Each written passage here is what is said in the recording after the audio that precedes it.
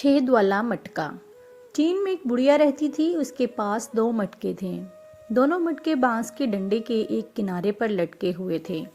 बुढ़िया बांस को अपनी गर्दन के पीछे से गुजार कर कंधों के सहारे डंडा पकड़कर चलती थी। एक मटके में हल्का सा छेद था, जबकि दूसरा मटका बिल्कुल ठीक था। हर रोज बुढ़िया चश्मे से पानी भर के लाती थी, मगर जिस मटके में छेद था उसका पानी घर पहुंचते पहुंचते आधा रह जाता था। 2 साल तक ये सिलसिला जारी रहा।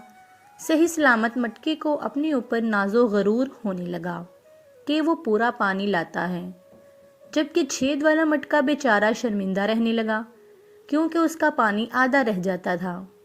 आखिर छेद वाले मटके ने एक दिन हिम्मत करके बुढ़िया से कहा कि वो उसे तब्दील करवाकर कोई सही सलामत मटका ले ले, क्योंकि इसमें छेद है इसलिए वो पानी लाने के काबिल नहीं है।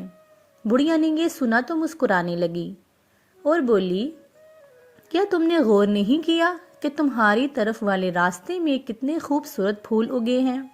मुझे मालूम था कि तुम में छेद है, लिहाजा मैंने तुम्हारी तरफ वाले रास्ते में फूलों के बीज डाल दिए थे, और जब तुम उस रास्ते से गुजरते थे तो तुम्हारा पानी इन फूलों के बीजों पर पड़ता था। और देखो, आज कितने खूबसूरत और रंग बिरंगे फूल सिर्फ तुम्हारी वजह से उग आए हैं, और मुझे भी ज़्यादा मेहनत नहीं करना पड़ी।